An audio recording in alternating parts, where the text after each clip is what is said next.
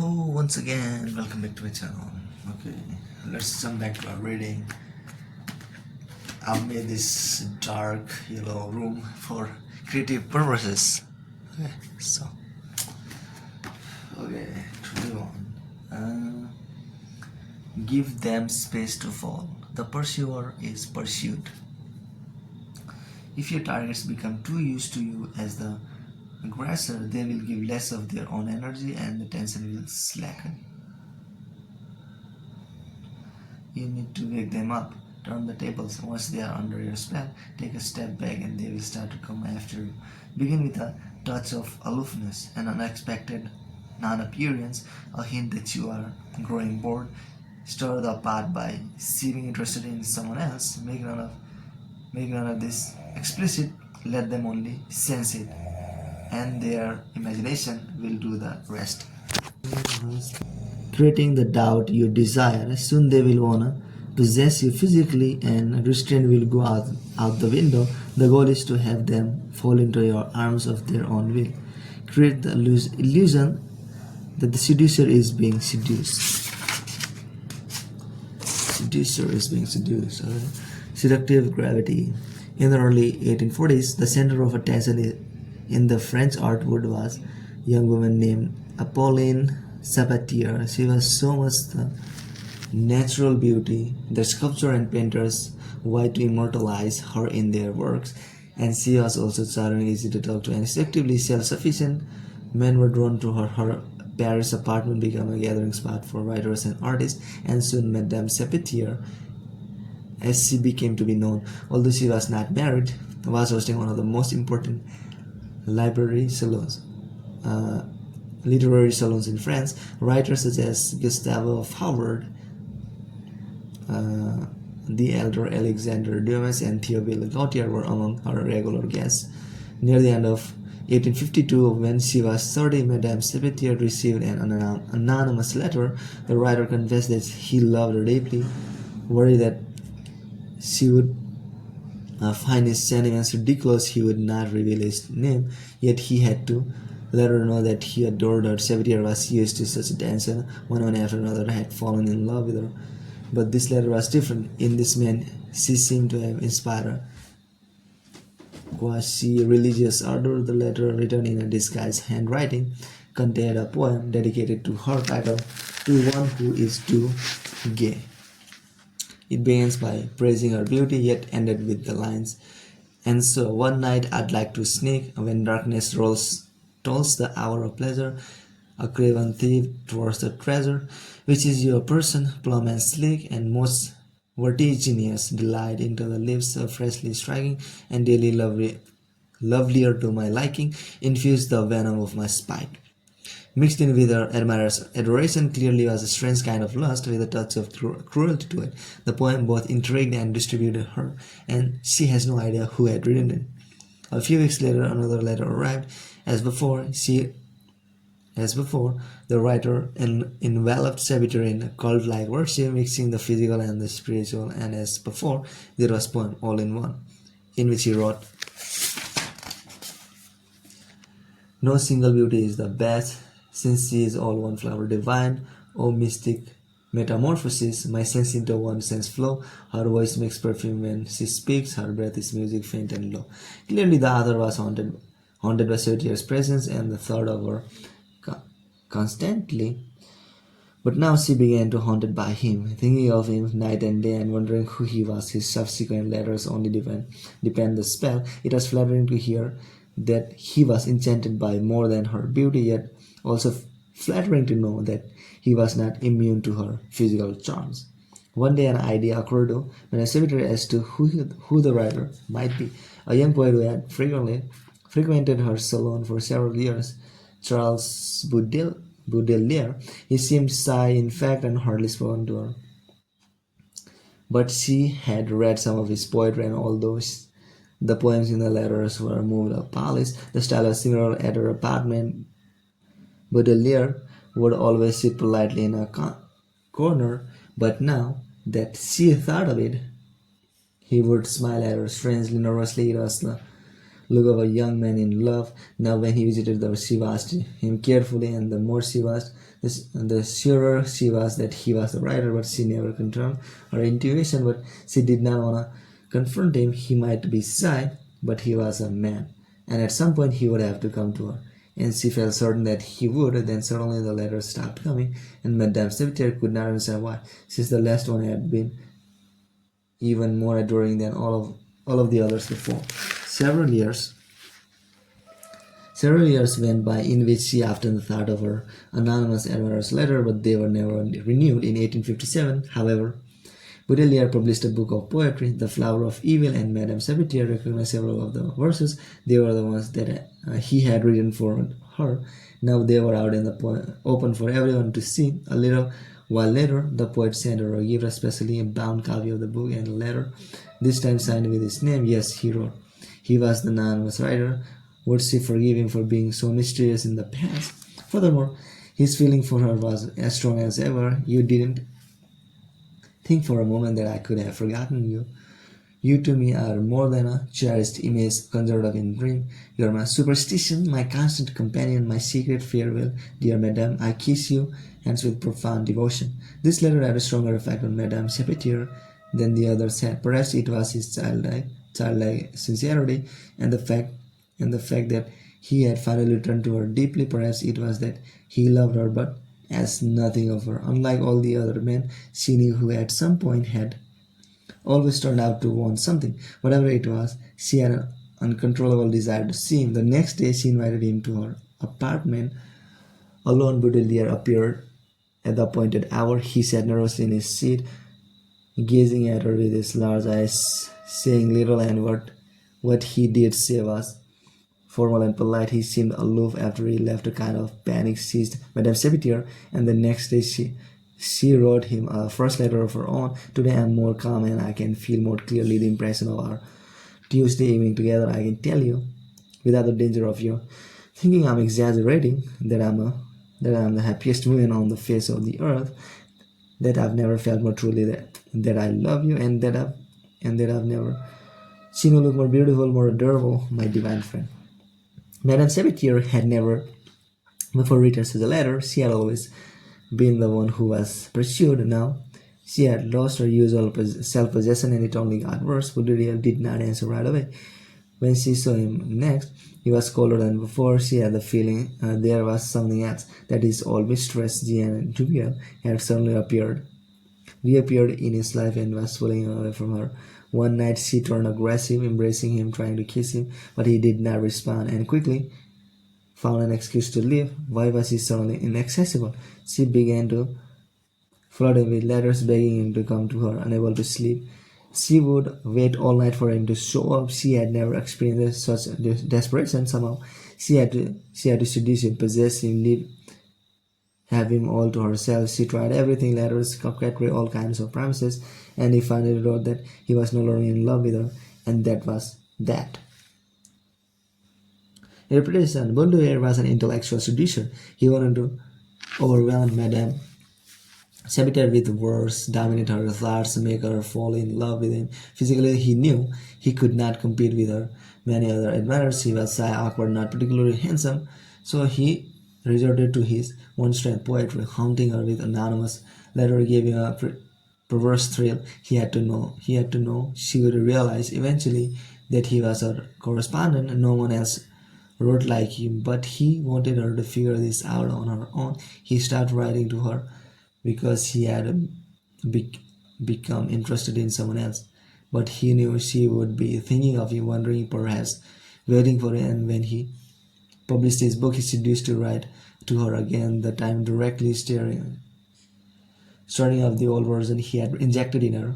When they were alone, he could see she was waiting for him to do something to take hold of her, but he was not that kind of seducer. Besides, it gave him pleasure to hold himself back, to sense his power over a woman whom so many desired. By the time she turned physical and aggressive, the seduction was over from he had made her fall in love. That was enough. The devastating effect of Baudelaire's push and pull on Madame Seducers teaches us a great lesson in seduction. First, it's always the best to keep at some distance from your targets. You don't have to go as far as remaining anonymous, which you don't want to be seen too often or to be seen as intensive. If you're always in their face, always the aggression, they will become used to being passive and the tension in your seduction will flag. Use letters to make them think about you all the time. To feed their imagination, cultivate mystery, stop them from figuring you out. Bulliers, letters were delightfully ambiguous, mixing the physical and the spiritual teaching Saboteur with their multiplicity of possible interpretations.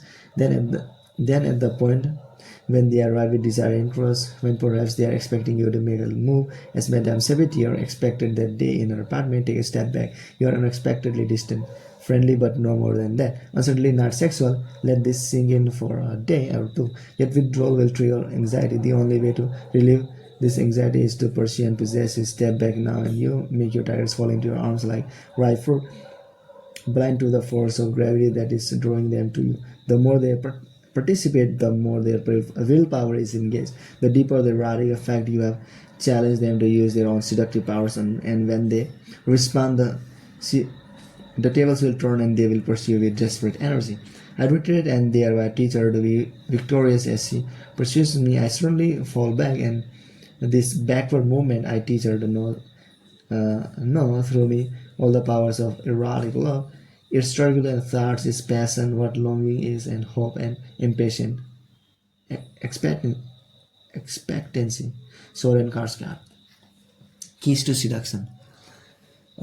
Since humans are naturally obstinate and willful creatures and prone to suspicions of people's motives, it's only naturally in the course of any seduction that in some ways your target will resist your seduction. Then are rarely easy or without setbacks. But once your victims overcome some of their doubts and begin to fall under your spell, they will reach a point where they start to let go. They may sense that you are leading them along. Where they start to let go, they may sense that you are leading them along, but they are enjoying it. No one likes things to be complicated and different, but they are difficult, and your target will expect the conclusion to come quickly. That is the point. However, where you must train yourself to hold back, deliver the pleasurable climax they are so greedily awaiting, succumb to the natural tendency to bring the seduction to a rapid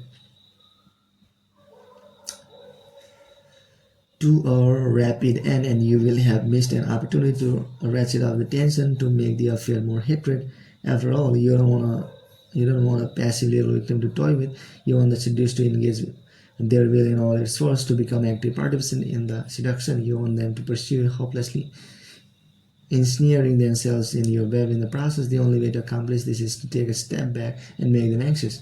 You have strategically retreated before. See chapter 12. But this is different. The target is falling for you now, and your retreat will lead to panicky thoughts. You are losing interest. It's somehow my fault. Perhaps it's something I have done. Rather than think you are rejecting them on your targets, we wanna make this interpretation, since if the cause of the problem is something they have done, they have the power to win you back by changing their behavior. If you are simply rejecting them, on the other hand, they have no control. People always want to preserve hope. Now they will come to you, turn aggressive, thinking that will do the trick. They will raise their erotic temperature. Understand, a person's willpower is directly linked to their libido, their erotic desire. When your victims are passively wanting for you, their erotic level is low. When they turn pursuer, getting involved in the process, brimming with tension and anxiety, the temperature is raised, so raise it as high as you can. When you withdraw, make it subtle. You are instilling unease. Your coldness or distance should dawn on your targets when they are alone, in the form of a poisonous doubt creeping into their mind. Their paranoia will become self-generating. Your subtle step back will make them want to possess you, so they will willingly advance into your arms without being pushed. This is different from the studies in chapter 20, in which you are inflicting deep wounds, creating a patterns of pain and pleasure.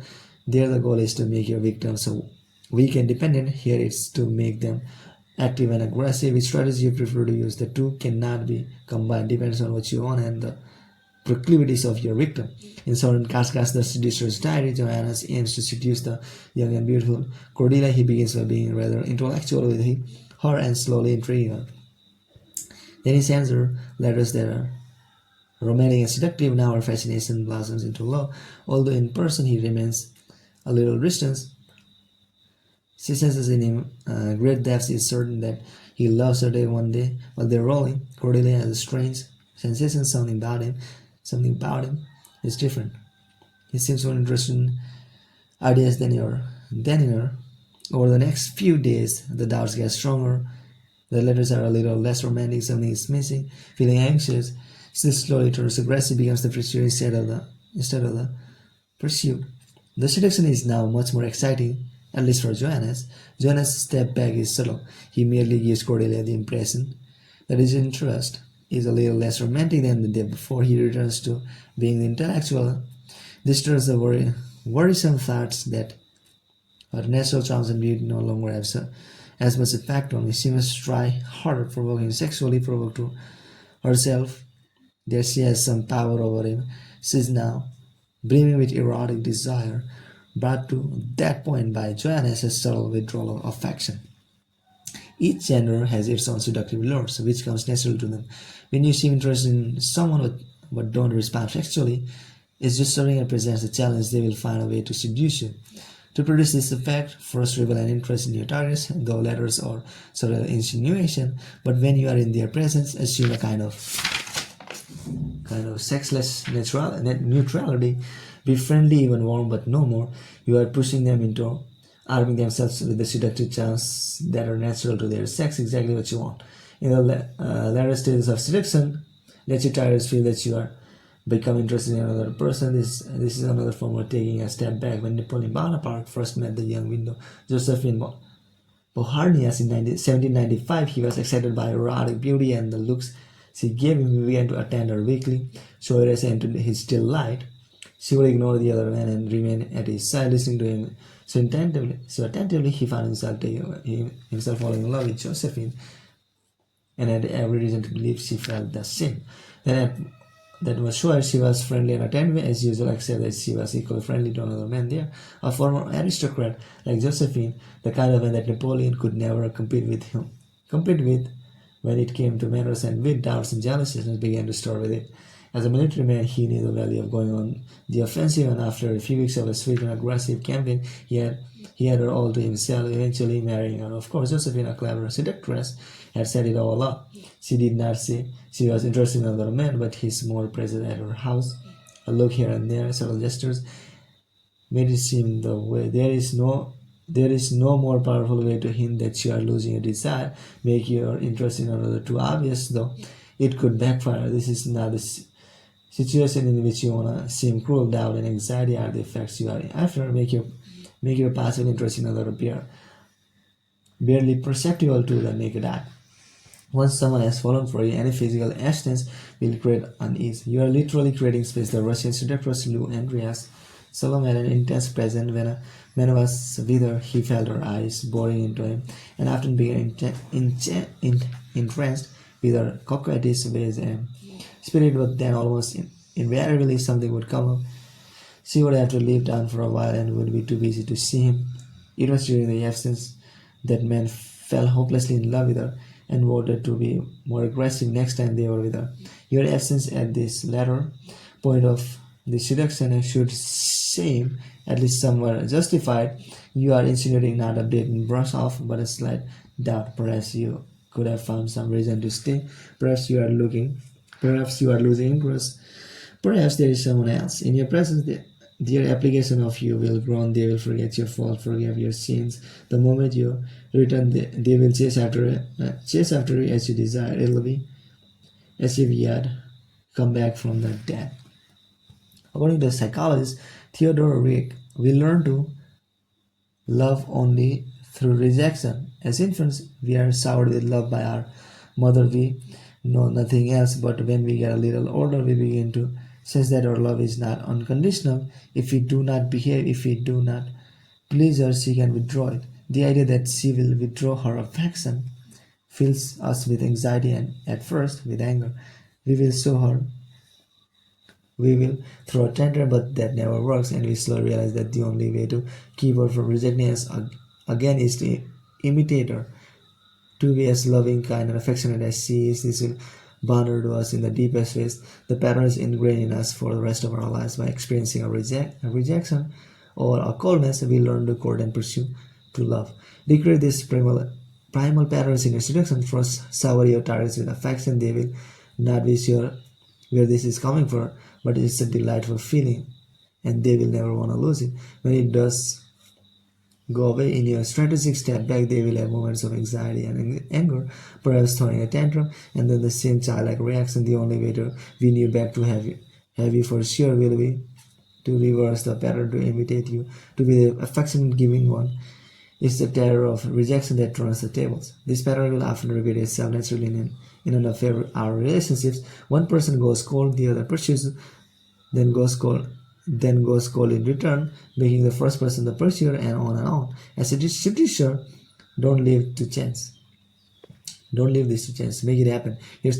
You are teaching the other person to become a seducer, just as the mother in her own way taught the child to return her love by turning her back. For your own sake, learn to relish this reversal of roles. Do not merely play at being a pursued, but enjoy it. Give in to the pleasure of being pursued by your victim can often surpass the thrill of the hunt. Symbol, the pomegranate. Carefully cultivated and crowded, the pomegranate begins to ripen. Do not gather it too early or force it off the stem. It will be hard and bitter. Let the fruit grow heavy and full of juice. Then stand back, it will fall on its own. This is when its pulp is most delicious. Reversal. There are moments when creating space and absence will blow up in your face. An absence at a critical moment in the seduction can make the target lose interest in you. It also leaves you too much to chance. While you are away, they found another person who will distract their thoughts from you. Cleopatra easily seduced Mark Antony, but after their first encounter, she returned to Rome. Cleopatra was mysterious and alluring, but if she let too much time pass, he would forget her charms. So she let go of her usual coquetry and came after him when he was one of his military campaigns. She knew that once he saw her, he would fall under her spell again and pursue her. Use absence only when you are sure of the target's affection, and never let it go on too long. It's most effective later in the seduction. Also, never create too much space.